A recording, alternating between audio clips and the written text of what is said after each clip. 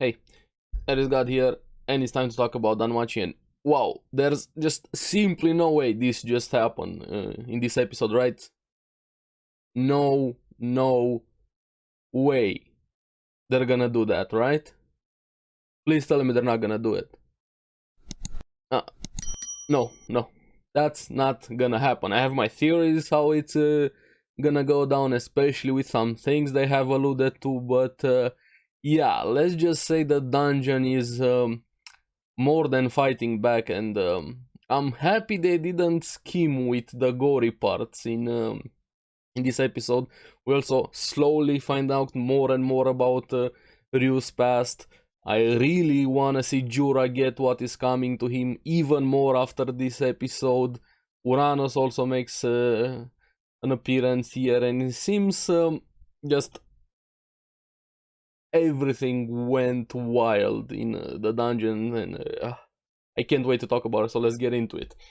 Now, before we get into the serious things that happen, especially towards the end of the episode, we gotta talk about a bit at the beginning with how shocked Ryu was, and even throughout this entire episode, she wasn't fully there. The past trauma, the tragedy, everything that happened to her. Jura kept pushing her buttons. He knew where and how to strike with the words. That monster that was coming, also just everything around her was repeating history, repeating herself, triggering her most deepest, most hurtful trauma. And Ryu in this episode is like a shadow of her former self, and nobody really understands around her besides Jura, which Jura is a completely deranged scumbag piece of shit. You have Belle, who's very confused, and then you have Cassandra, who has her prophecy, which is slowly coming more and more true. It's some keynote, that comment that she made there, and we'll get to that. Now, Cassandra tried to warn all of the others, telling them to run, and that sound, I really like how they made that sound, or that shrieking sound. It felt like the dungeon was screaming in anguish. Even some of the characters made that comment, but I like the ominous aura that sound had around it over there, and it felt really dangerous. Now, even Uranus felt something happening, and it slowly got revealed how it walked out of that wall. Like I said, it reminded me a bit of the Titans from Attack on Titan.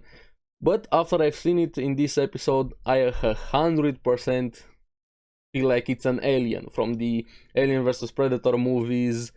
And yeah, 100%, it's really looking like a dragonoid alien type over there.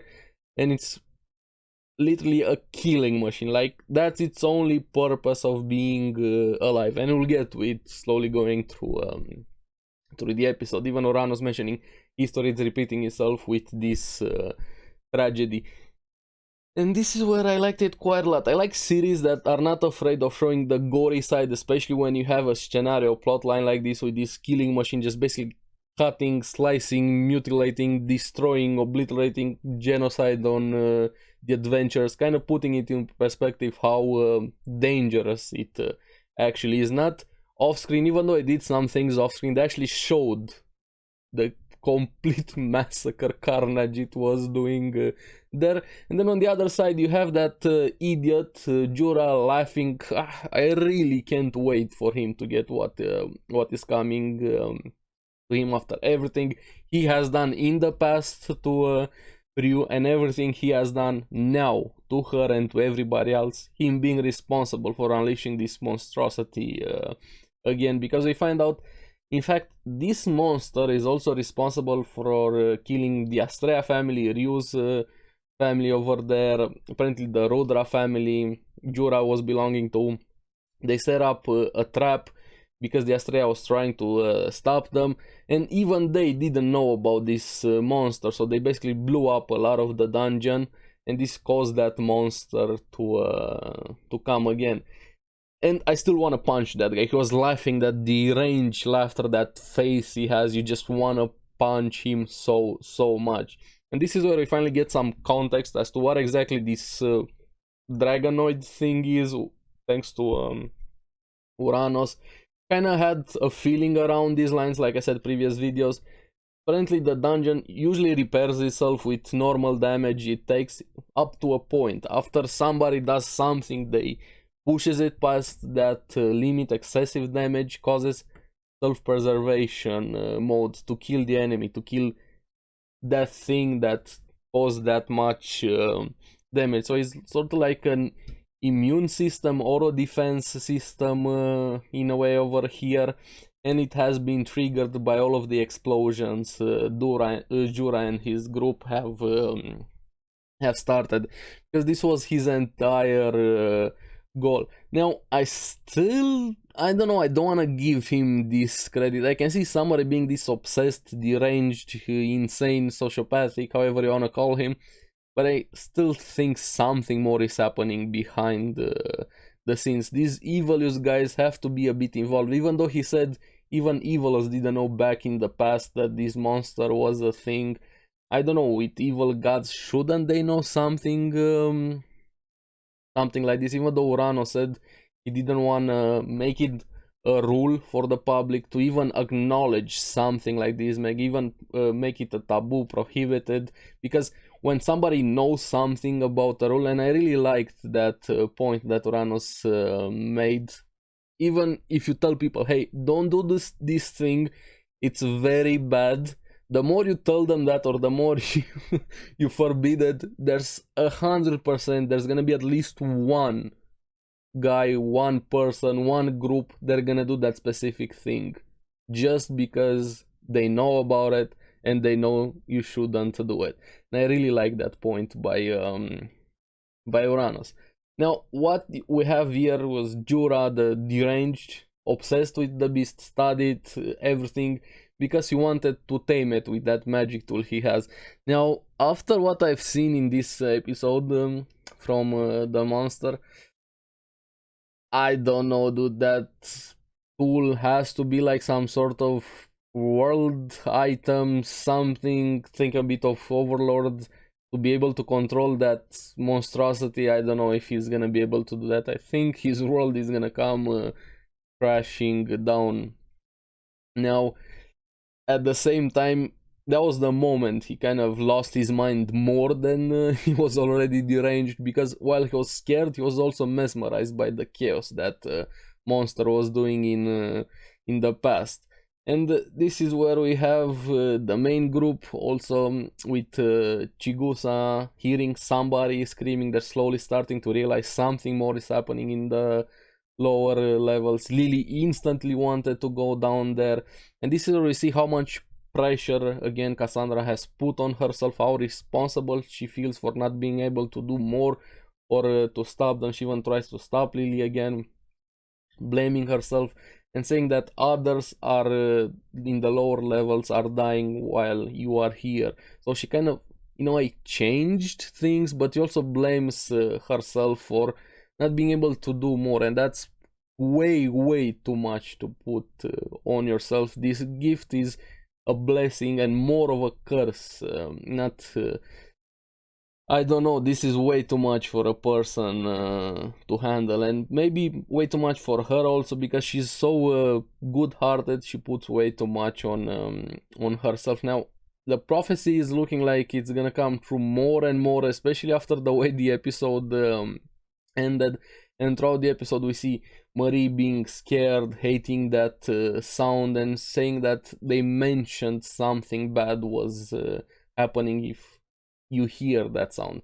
And we find out from Uranos, thanks to what he said, that apparently the Xenos knew and helped him cover up this after they found out, because he told them, and now the Xenos are helping him again to take complete control over Nosso. So that's why Fels is there, probably the Hermes family, which I'm still really want to see Hermes again. And this is where things go from bad to very bad to worse to really fucking bad, to say the least. Because we have Bells, we have Boars and the other Avengers getting massacred over there, him trying to run from the monsters as in Boars, and they finally reach the room where Bell, Ryu and Jura were, and Jura still being an asshole over there. And this is where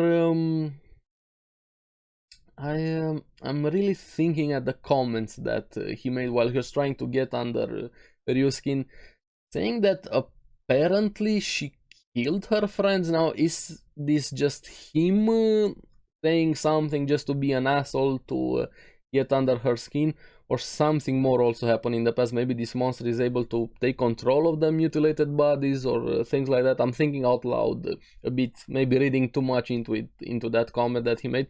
But it definitely triggered Ryu a lot more when he said that. She kind of went into this Charit mode. She wanted to tune everything and everyone out, especially Jura.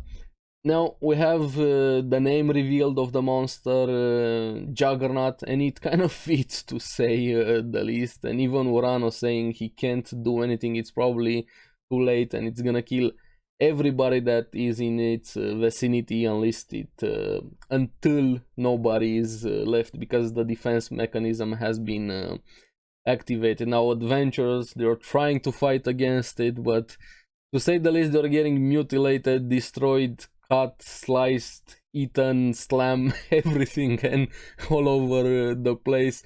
Now Bell, being Bell, instantly tried to charge it. Especially when he saw Boars, he tried to help Boars. Ryu was still in shock, trembling. That just a major event got triggered again for her. I don't know when. Probably she's gonna be able to at least fight back again, but not anytime soon. Probably even more after the way the episode ended here, because Bell goes on the attack. And I gotta say, the song that kicked in instantly when he went for the attack really put the mood even more there. It felt really good. The timing, they nailed the timing and the song over there. And Juggernaut, to say it's a in another league compared to everything they have faced so far, and even Bell commenting it's faster than the Iguagu, those bursts, stronger. He tried going after it, but he was getting completely outmaneuvered, outplayed over there, and the movement it had, it really felt like this Alien. I don't know, it really feels like they took inspirations from the Alien movies over there. Bell struggling, trying to fight over there, his sword even breaks, so it's really hard. And this is where you see it's not just a physical killing machine over there. Ryu knew it was gonna happen because Bell tried to use his firebolt, he used it, it got reflected back at him, so it has this reflect barrier around it. I don't know, so how are they gonna defeat that thing? I have no idea. And the kicker is, you have the anime style charge to charging at each other, the monster, Juggernaut and Bell. Or I kind of think Bell got caught off guard over there. He couldn't even react during that moment. The Juggernaut charged instantly, slicing off his arm along with the knife, falling down in the river. And that teleslam jugular over here, kind of breaking his neck. So I think he died at the moment. He needs a revive over there. And there's no way they're gonna kill Bell. They're like, absolutely no way they are going to kill Bell, but they're putting a lot of emphasis on how dangerous this thing is, and we've seen it so far this season. Everything with Bell, how strong he has been, how far he has come, how much he has evolved mentally, physically, magically, everything over there, being a leader, more just pumping him up so far. That defeat helped him quite a lot against the Minotaur. But even everything they have faced up to this point, even the most huge, we still don't have an explanation how it evolved to that point, by the way. He still handled that pretty easily, so to say, during that fight. But here, he's not outclassed, he's not he's not even on the same planet, by the way this fight worked out against the Juggernaut, so he got completely destroyed. So my theory from here, this is where the episode ended, with him basically dying, losing the light in his eyes. We know that Marie has healing powers, the way her body works over there, and she's rushing towards Bell, still being very afraid. Now, I think she's gonna bring back both his arm and the knife. She's gonna heal him, so he's gonna come back to life thanks to her. Now, I'm still not sure if he's actually dead or passed out, but my theory is that Marie is gonna be the one that brings him back. But even if he comes back, let's say he does, which is probably gonna happen, how the fuck are they gonna beat that thing? That's just an killing machine with only one purpose: kill everything in its path. And just shows how much we still don't know about the dungeon, about everything else happening. We cannot just scratch the surface of the world. We still have Evilus, everything that happened with Jura in the past, that comment that Jura made, and so many things. And I really gotta say, this season has been so much better than previous one. But previous one gave us Aisha, so I can't complain. But yeah, I'm really having a lot of fun with Danmachi, and to say the least that I'm excited for next episode, it would be an understatement. I think we have one more episode left of Danmachi, so if we actually have one more episode, how are they gonna handle everything? Bell, so far his fate is unknown, kind of seems like he's dead, or they're alluding to that, which is he's probably not dead. He's gonna come back, but there's so many unresolved things. How are they gonna handle everything in one episode? Are we gonna get more? Is this season gonna be split, by the way? I really haven't looked into it, so let me know in the comments if you know anything about what comes after when this season 4 ends.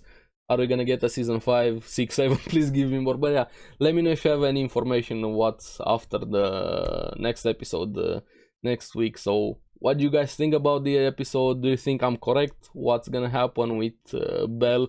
And yeah, this was an insane episode to say the least. So as always, thank you very much for watching. Remember to like and subscribe, helps me quite a lot, and you guys get the latest videos on the series that I follow. So keep enjoying Danmachi. I'll see you in the next one. Bye bye.